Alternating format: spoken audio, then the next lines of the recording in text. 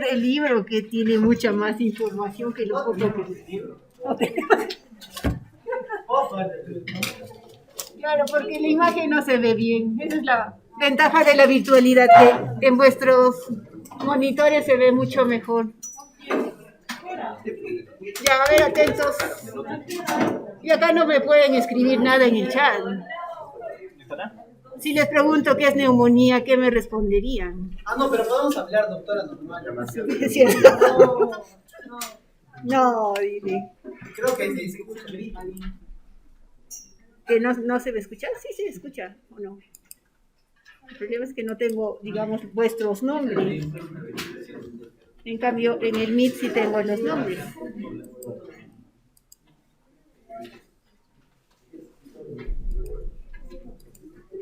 A ver, quisiera escuchar sus conceptos sobre neumonía, que es algo que van a ver todo el tiempo, y cuando roten, empiecen a rotar, o como ya están rotando, se los van a preguntar.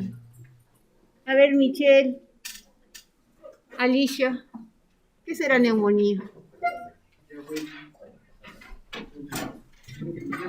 Neumonía. Al hospital sí tienen que ir con ese concepto, porque se los van a preguntar absolutamente. Es una fija. ¿Qué será neumonía? Inflamación, sí, es un concepto asociado a la inflamación.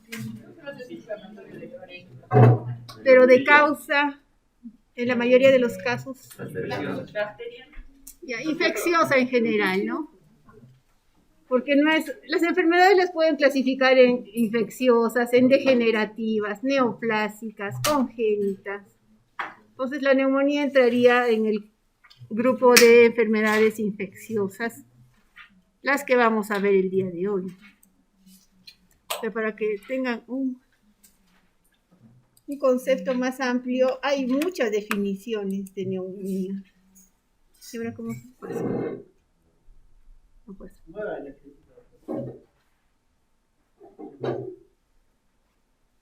Entonces, cuando sus docentes en la práctica, porque hay paciente hospitalizado absolutamente todos los días, es una causa frecuente de hospitalización.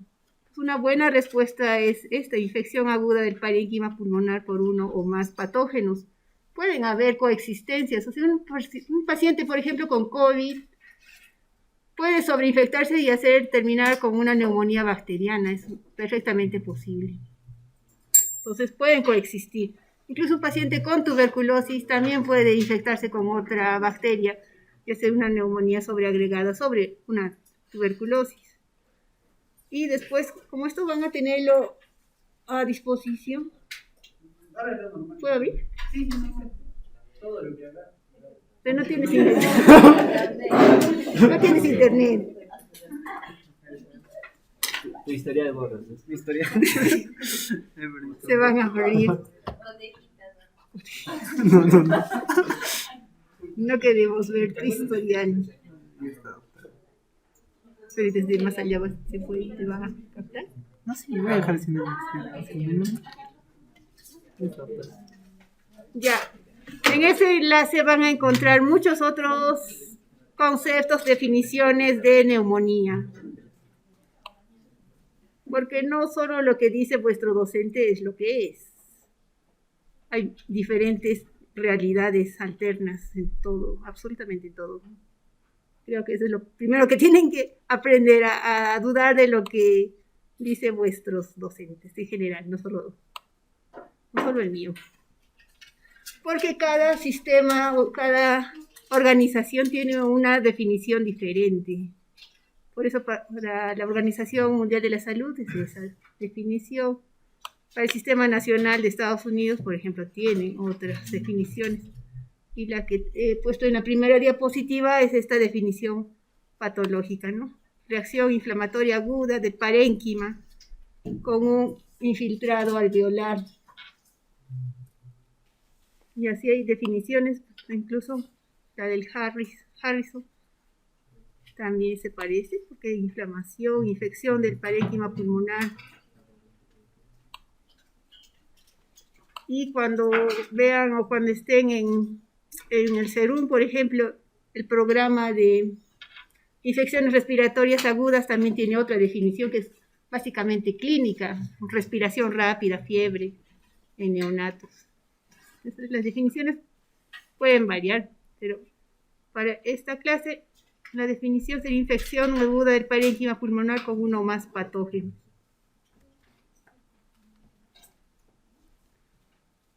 Y las podemos clasificar de varias formas. Las podríamos clasificar por el agente en virales, bacterianas. Pero una clasificación que se utiliza también bastante es de acuerdo al lugar donde adquiere la infección el paciente. Tenemos la más frecuente, es la neumonía adquirida en la comunidad, o NAC, o neumonía extrahospitalaria. Luego tenemos algunas neumonías víricas extrahospitalarias. Luego vienen estas, las neumonías nosocomiales, que para esto requiere que el paciente esté hospitalizado mínimo ¿cuántas horas? ¿Cuánto? 48 horas. Otras neumonías por aspiración, por ejemplo, que son mucho más graves porque la cantidad de bacterias y otros componentes que puedes aspirar con una neumonía por aspiración. O sea, no solamente aspiras gérmenes, sino también otros compuestos, ¿no? Que, por ejemplo, uno podría aspirarse contenido lipídico y hace una neumonía lipídica química y luego se sobreinfecta. O sea, la neumonía por aspiración es mucho más complicada que las anteriores. Algunas pueden durar meses, las neumonías crónicas. Algunas se pueden abscedar, hay destrucción tisular y se forma un absceso en el pulmón. Obviamente que eso deja mucho más secuelas. Y las neumonías en inmunocomprometidos, que son algunos gérmenes diferentes, ¿no? Entonces todo esto se debe a, ¿por qué no todos hacen neumonía entonces? Debe haber algún factor predisponente para desarrollar neumonía. Y tenemos varios factores para desarrollar neumonía. Por ejemplo, la pérdida de reflejo de la tos. A ver, ¿quiénes perderán el reflejo de la tos? ¿Quién no tiene reflejo? Normalmente una persona tiene reflejo de la tos. ¿Qué trastorno le podría llevar a perder el reflejo de la tos?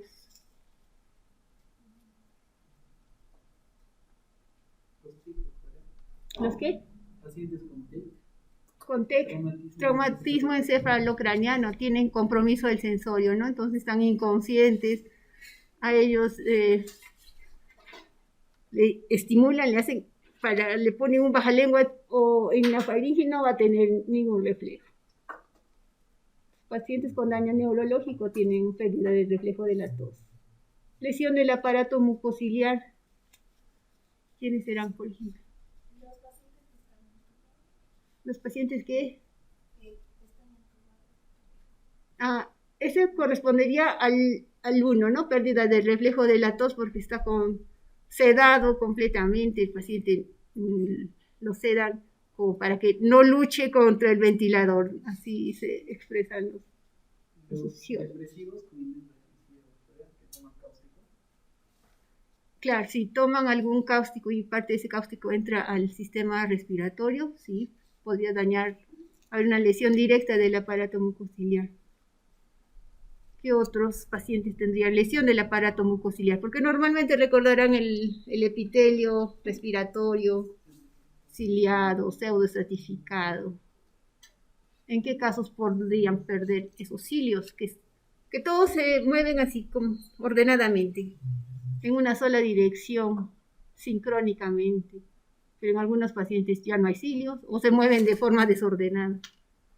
¿Quiénes son? ¿Quiénes recuerdan? Fumadores, ¿no? Asmáticos tienen mucho moco, tal vez correspondería a la tercera, el asmático.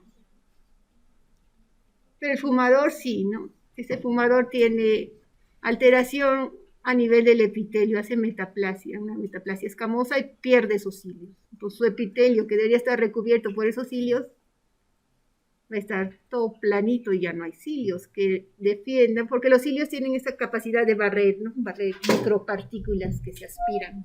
Todo el tiempo paramos aspirando, pero no todo el tiempo hacemos neumonía. No solo fumadores, ¿no? Que trabajen, por ejemplo, en zonas de humo, en la mina. Los que trabajan aquí, eso sería interesante saber. En esas fábricas, en esas que queman y hacen tejas, me parece que hay una zona muy contaminada en la parte más abajo. Humo en general va a dañar su aparato mucociliar, muchos de ellos van a hacer neumonía. Secreciones, ya dijeron asma, ¿quién más podría tener muchas secreciones? EPOC, pacientes con bronquitis crónica van a tener EPOC, ¿no? ¿Cuál? Un EPIP no tiene tantas secreciones. Bronquiectasia. Bronquiectasia sí, paciente con bronquiectasia tiene acumulación de secreciones. Macrófagos alveolares disfuncionales, ¿quiénes tendrán? Inmunosupresos. Los inmunosuprimidos, pacientes con HIV, no solamente tienen disminuidos sus linfocitos CD4. En ellos eso es posible medir, por eso se toma como referencia, ¿no? El número de linfocitos CD4, pero el HIV tiene receptores también a nivel de los macrófagos y también a nivel de las células dendríticas. No solamente son sus linfocitos CD4 los que se ven afectados, sino también otros componentes celulares como los macrófagos y las células dendríticas en el paciente HIV. Ellos tienen macrófagos disfuncionales y muy poquitos además. Disfuncionales porque no ejercen su función. Por ejemplo, un paciente que está expuesto a mucha cantidad de polvo, el polvo también va a ser fagocitado por esos macrófagos y esos macrófagos también van a estar ocupados tratando de destruir partículas, por ejemplo, de sílice, de carbón, de asbesto, de polvo orgánico. Esos pacientes que aspiran crónicamente y hacen enfermedad, ¿cómo se llama? Esas enfermedades por aspiración de partículas. Tiene un nombre genérico donde puede entrar silicosis, antracosis. Esas están dentro de las neumoconiosis. La enfermedad que se produce por aspiración crónica de partículas orgánicas o inorgánicas, la mayoría son inorgánicas. Se denomina neumoconiosis. Esos pacientes hacen fibrosis pulmonar, hacen el EPIT que alguien mencionó. El origen es esa aspiración crónica de polvo. Y pacientes con congestión y edema también es un factor predisponiente. ¿Quiénes tendrán congestión y edema a nivel de pulmón? Hipertensos con daño ya o con falla cardíaca, ¿no? Insuficiencia cardíaca congestiva, tienen congestión y edema. Y cualquier otra enfermedad que lleve insuficiencia cardíaca congestiva van a tener congestión y edema a nivel pulmonar. Vamos a tratar uno por uno de los tipos de neumonías que vimos. La neumonía extrahospitalaria, la más frecuente, absolutamente de lejos, el germen más frecuente va a ser el Streptococcus pneumoniae, más del 90% tal vez. Todos los demás ya son más rarezas, pero el Streptococcus pneumoniae es diplococo, presente en orofaringe normalmente. Es el causante de más del 80% de las neumonías extrahospitalarias. Hemófilos influenza en niños y los demás son ya un poco más raros. Streptococo entonces es la imagen clásica, esa neumonía lobar clásica que nos da afectación de un solo lóbulo, que ustedes radiográficamente lo diagnostican cuando lo ven todo blanquito, con esa opacidad. Vamos a ver. Es producida por Streptococo. Flora normal en el 20% de los adultos. El problema es que a veces se microaspira y esa microaspiración puede llegar hasta el pulmón por esos factores que habíamos visto anteriormente. normalmente no hace neumonía, ¿no? Lo bueno es que ahora hay vacuna, todo el personal de salud, ustedes también no sé si les vacunarán contra neumococo. Todos los adultos mayores también están vacunados contra el neumococo. Y es una vacuna que ha disminuido la mortalidad en niños también, porque está dentro del programa actualmente, porque antes había mucho bebito, niño moría por neumonía. Ahora que se tiene la vacuna ya hay menos muertes por neumonía por estreptococo, que era fácilmente prevenible por la vacuna. Les decía que esta es la imagen clásica de una neumonía cuando se ve la opacidad y si solo afecta a un lóbulo, en este caso tal vez los dos lóbulos de este pulmón. Es una neumonía lobar clásica. Se puede pedir esputo para, por ejemplo, ver el diplococo. Esta es una muestra de esputo. Se hace una coloración Gram y se puede identificar el diplococo. La imagen histológica es lo que tendríamos a este lado de aquí. El compromiso es alveolar en el Streptococcus pneumoniae y en muchas otras bacterias. Entonces aquí lo que ven son los septos, pero donde debería estar el aire, que es en esta zona, no hay aire. ¿Qué es lo que se habrá metido aquí? Ajá, es infiltrado alveolar, ¿sí? Entonces lo que debería estar aquí, aire, está lleno de un infiltrado, como dice su compañero, compuesto por polimorfos nucleares, un líquido rico en proteínas, que es un exudado, y bacterias, y células muertas, los neumocitos, que van a ir degradándose, se van a esfacelar y llegan aquí y van a estar llenando estos alveolos. Pero primero acá lo que ha habido es congestión. Vean los septos que están con muchos glóbulos rojos. Cuando lo tengan en sus imágenes lo van a ver mejor. El septo está congestivo. De hecho, eso nos permite evaluar las fases de la neumonía. Acá hay otras fotos con más acercamiento. Los septos interalveolares con los vasos están llenos de hematíes. Sabemos que hay congestión. Y este exudado fibrino purulento, ¿no? La fibrina, que es una proteína que normalmente no debería haber nada aquí, pero está lleno de polimorfos nucleares, células muertas, detritus celulares, glóbulos blancos degenerados, bacterias seguro. Es lo que se ve en ese pulmón, ¿no? ¿Cómo estará la oxigenación de este paciente? Si acá entra poco aire, debe haber otras zonas que estén mejor aireadas. Va a tener compromiso, ¿no? Ese paciente aparte de estar con fiebre, el cuadro clínico típico de una neumonía. Los septos necróticos, más congestión, y los piocitos son glóbulos blancos degenerados. Más fibrina.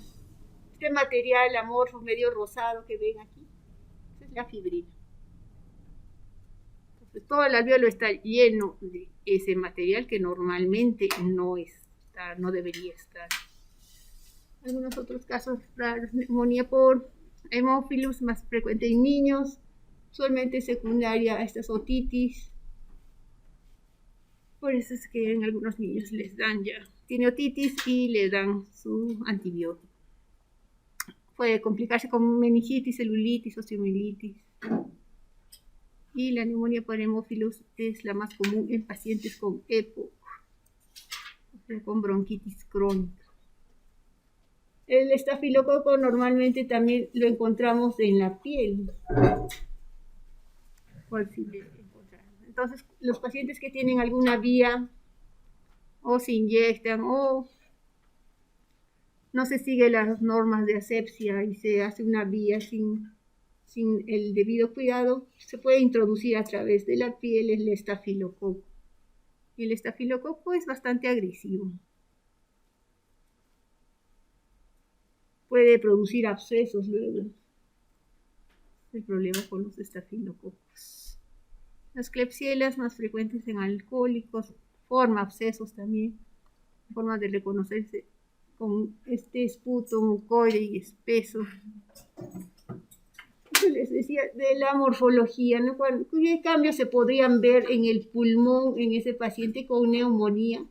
Estas 4 fases son principalmente en neumonías lobares por estreptococo neumoniae. Al primer día va a haber congestión vascular. Eso hace que esos vasos estén ingurgitados, llenos de hematíes, pero también hay mayor permeabilidad del vaso. Como es el vaso más permeable, va a haber ese trasvase, ¿no? Ese trasudado primero y luego un exudado a nivel del pulmón. Luego a los 2 días van a ver ese pulmón como si fuera un hígado, es rojo y denso. A eso se denomina hepatización roja, por la característica macroscópica que tiene, ¿no? Cuando fallece y digamos se hace una necropsia y se examina el pulmón, normalmente el pulmón es rosado, lo agarran y tiene como crepitación, es como una esponjita, pero cuando ha tenido neumonía y la causa de muerte es neumonía, pueden encontrar estas fases. La hepatización roja lo van a encontrar muy, muy similar al hígado. Luego esos hematíes se degradan y por eso es que se torna de un color ya más grisáceo, pero sigue denso, sigue duro ese pulmón. Lo ponen como consistencia de caucho. El caucho, ¿conocen el caucho? Ya no hay, ya, caucho creo. La llanta, bueno, más o menos como un borrador de goma. ¿Tienen borradores? Ya no hay, tampoco. No, bueno, tiene una consistencia aumentada. Y luego viene la fibrosis como un fenómeno de reparación. A veces queda fibrosis. La fibrosis, en el mejor de los casos, y en la mayoría yo diría, va a regresionar, ¿no? Pero esa fibrosis por lo menos al principio va a aún causar problemas. En la mayoría va a haber una resolución completa, no va a quedar mayor daño. En todos va a haber pérdida de la crepitación a la palpación. O sea, ustedes están acostumbrados a escuchar crépitos con el estetoscopio, ¿no? Pero en este caso de esta pérdida de la crepitación se refiere a cuando uno manipula ese pulmón. Como les decía, primero es como una esponja. Pueden agarrarlo y sienten la crepitación en sus manos. Pero cuando tiene neumonía, ese pulmón va a estar duro, denso, duro, con esa característica de hepatización. Esas fases graficadas, primero hay congestión, y lo que debería estar aquí lleno de aire, lo ven de otro color, tanto ahí, porque hay un paso del líquido al espacio intraalveolar. Luego pasan también los hematíes, muchas células inflamatorias, es la hepatización roja. Luego viene la degradación de los hematíes y van a persistir algunas otras células inflamatorias. Y luego se va a resolver la neumonía en el mejor de los casos con el tratamiento adecuado.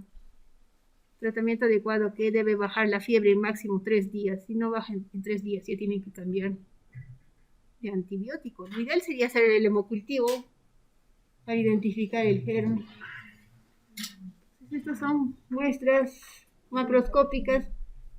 Se ve así rojo, denso, como un hígado, por eso es hepatización roja. Luego cambia de color, se pone un poco más gris, hepatización gris. Y en algunos casos se puede haber mayor destrucción de los tabiques. Incluso puede haber destrucción de pared del bronquio, que en muchos casos deja como secuela una bronquiectasia.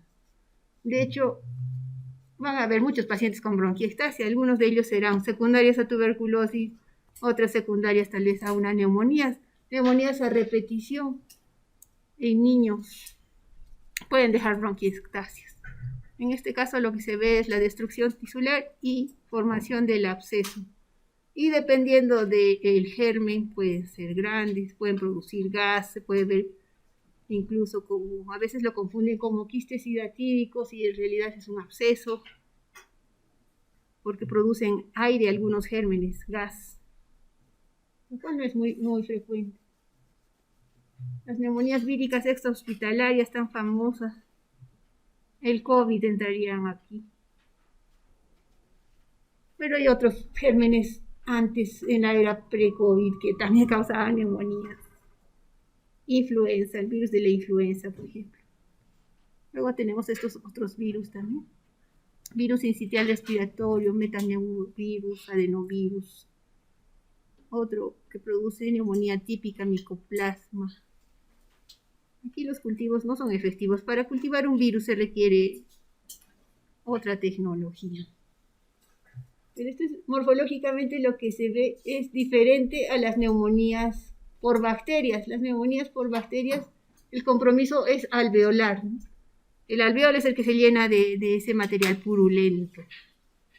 En las infecciones por virus, en las neumonías por virus, el compromiso es más septal o intersticial, por eso que en la placa radiográfica les dicen que tiene patrón intersticial. Por lo menos al inicio tendrían que ver ese patrón intersticial hasta que se sobreinfecte. Pero acá el intersticio o el septo lo ven mucho más grueso. Y hay zonas todavía con aire.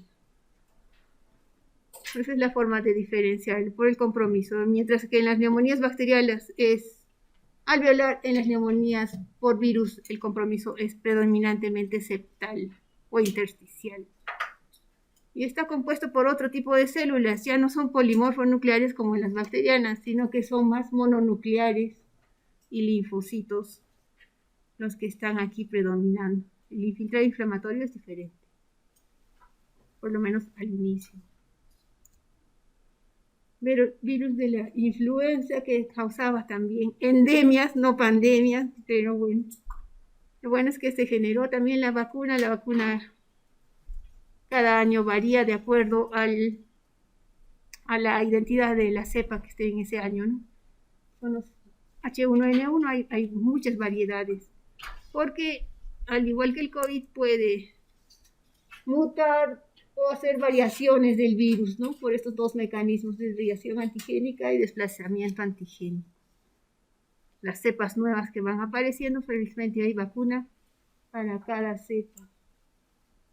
Luego vino el SARS, hubo un brote en 2002 en China. Lo bueno que en esa vez se podía identificar más fácilmente a los pacientes porque hacían fiebre y solo cuando hacían fiebre eran contagiosos, pero después vino el COVID. Y con el COVID ya no se sabía quiénes tenían, cuándo estaban contagiando, cuándo no. Pero igual la identificación es mediante PCR. Y luego nos pasamos a las neumonías nosocomiales, esas que son tan temidas, que francamente son un problema. La tasa de neumonías nosocomiales en el hospital también es alta y en todos los hospitales del Perú sospecho. El paciente se complica su estancia, no entra por otro motivo, entra digamos por una vesícula, entra por colecistitis aguda y termina con neumonía, o entra por algún otro problema, alguna otra causa y desarrolla neumonía. Pacientes debilitados, pacientes en cama, pacientes que tienen catéteres o vías centrales, pacientes con ventilador, incluso hay una neumonía propia asociada a pacientes con ventilador también. Gérmenes, muchos enterobacterias, por ejemplo. ¿Cómo es que llega la enterobacteria hasta el pulmón? Normalmente no debería haber. Pseudomonas tampoco. Estafilococo tal vez por las punciones, por todos los accesos que tiene. Doctora, ¿qué es meticilina? Meticilina resistente. Este estafilococo tiene mayor resistencia. Sí, es un antibiótico también. pero especialmente resistente. Por eso polimeticilina resistente, sí es un antibiótico. El problema con estos gérmenes es que necesitan un tratamiento antibiótico mucho más especializado. No les van a dar gérmenes, vancomicina y de ahí para arriba hay otros mucho más especiales. Sí. El problema aquí es el lavado de manos. En realidad aquí tenemos que ser mea culpa. El personal de salud, no digo solo médicos, sino todo el personal que atiende a los pacientes, ¿no? O sea, personal técnico, enfermería, incluso hasta las señoras de limpieza, porque van transmitiendo gérmenes de un paciente a otro, a otro, a otro. Por ejemplo, siempre más escuchar en neonato también que 8 bebitos se ponen mal al mismo tiempo y justo aíslan una pseudomona, por ejemplo, y es la misma pseudomona en los 8 niños.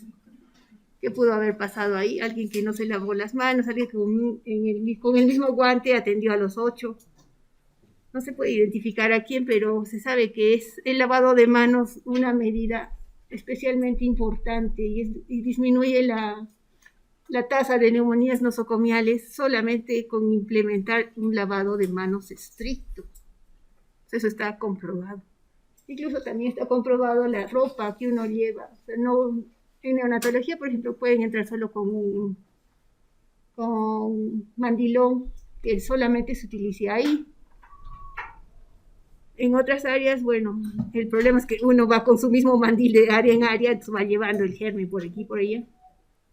Y el paciente lo toca, se mete la mano a la boca, respira. Las neumonías nosocomiales, entonces una forma de prevenir es el lavado de manos. ¿Qué sabía? Los Simpson. Neumonías por aspiración. Ya acabamos. Entonces tenemos a los pacientes, estos pacientes que están hospitalizados en sala. ¿Qué le quiere hacer? ¿Cerrar la ventana?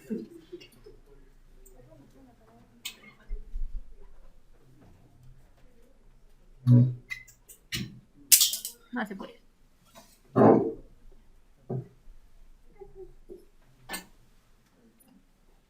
Bueno, acá hay otros pacientes más que se unen a estas neumonías por aspiración. ¿Quiénes tendrán falta de habilidad para deglutir?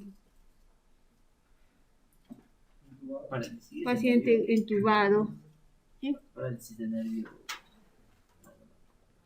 Bueno, cualquier tipo de parálisis sí van a tener dificultad para deglutir.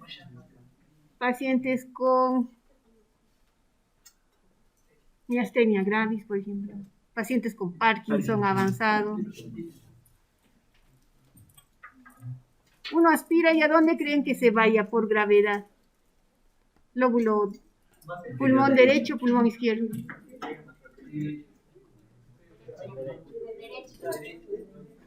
Derecho, se van a ir al derecho.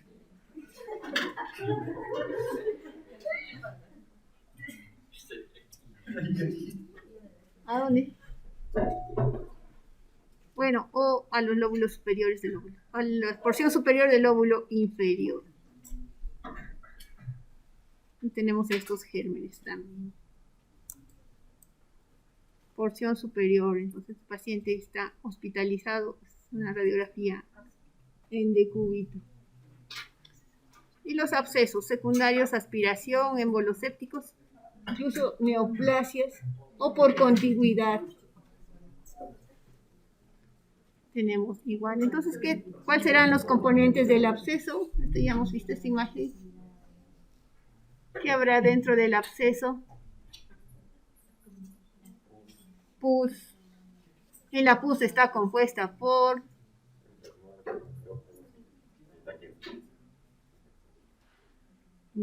¿ya? A ver, ¿alguien más?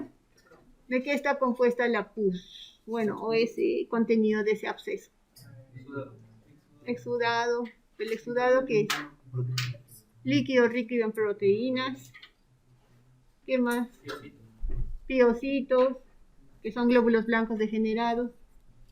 ¿Qué más? Bacterias.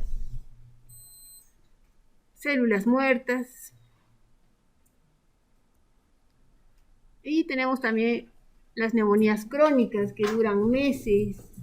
Aquí a la cabeza tendremos tuberculosis, que vamos a ver más reguito. Y otros hongos, usualmente hongos son los asociados a neumonías crónicas. Histoplasma, por ejemplo, es uno de ellos. ¿Qué será un histoplasma y dónde lo podemos encontrar? Las construcciones. ¿En dónde? Las construcciones abandonadas. Construcciones abandonadas, así es, por eso no se tienen que meter a casas abandonadas.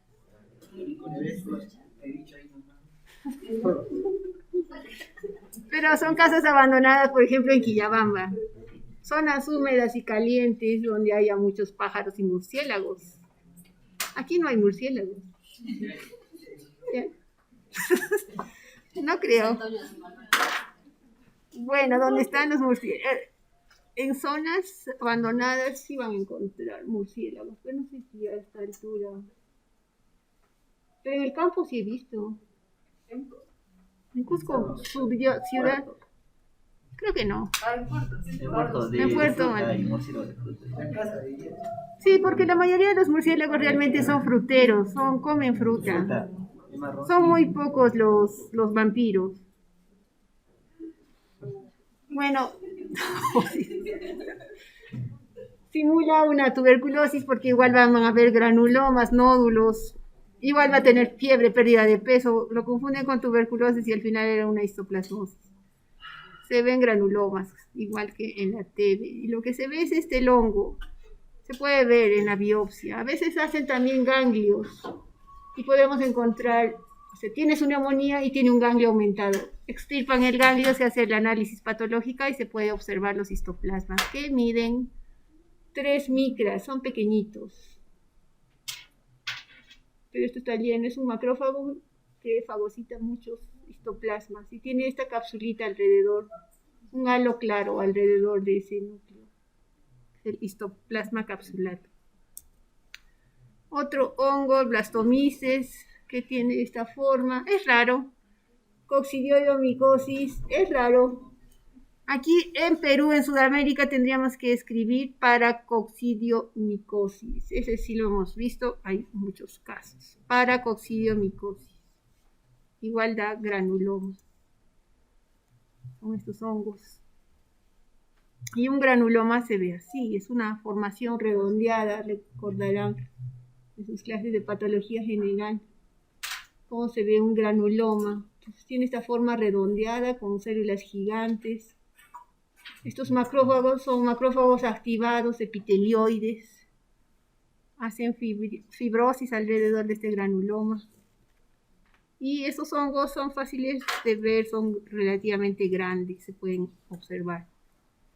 Y las neumonías en pacientes inmunocomprometidos, neumonía por neumocistis Hiroveshi, que ya se ve menos, aunque ahora tal vez aumenten, porque el paciente con HIV toma medicamentos para evitar estas neumonías por neumocistis, por lo menos le dan cotrimoxazol de forma profiláctica. Entonces, ya no se ve mucho realmente neumonías por neumocistis, antes denominado Carini, ahora Hiroveshi. Neumonías por citomegalovirus también se van a ver en pacientes, por ejemplo, post-trasplantados. Un paciente trasplantado requiere muchos fármacos para disminuir su inmunidad contra el trasplante. Pueden desarrollar neumonía por citomegalovirus. Otras neumonías ya más raras, neumonías por cándida, criptococo, Aspergillus.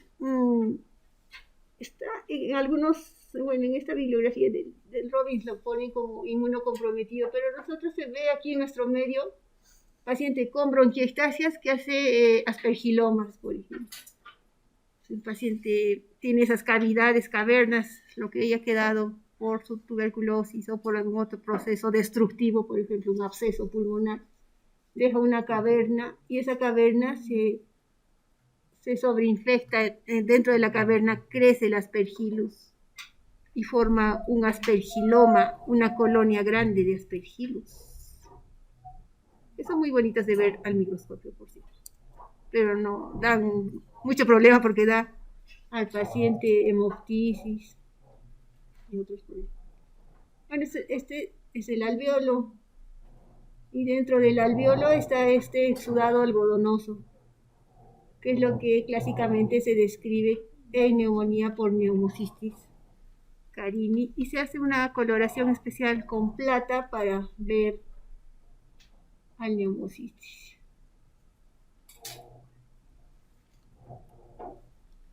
¿Alguna pregunta hasta ahí? ¿Falta uno?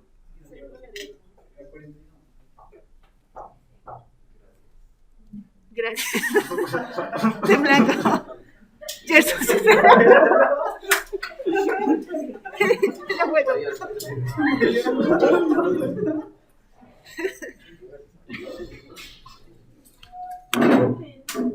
Y ahora como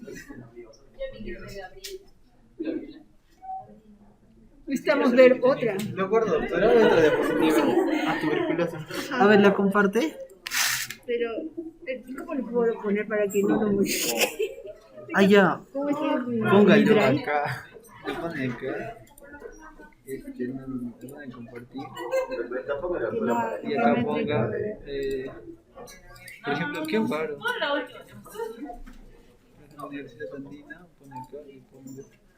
Solo lector. Solo lector. Ajá. Por ejemplo, esta ya la modificado. Sí, pues. Doctora, ¿lo grabo o en un solo video todo uno solo? Creo que mejor es separado, porque ver todo un video gigantesco es peor que ver. Ya. Ah, no, sí se escucha. ¿Cómo sabes?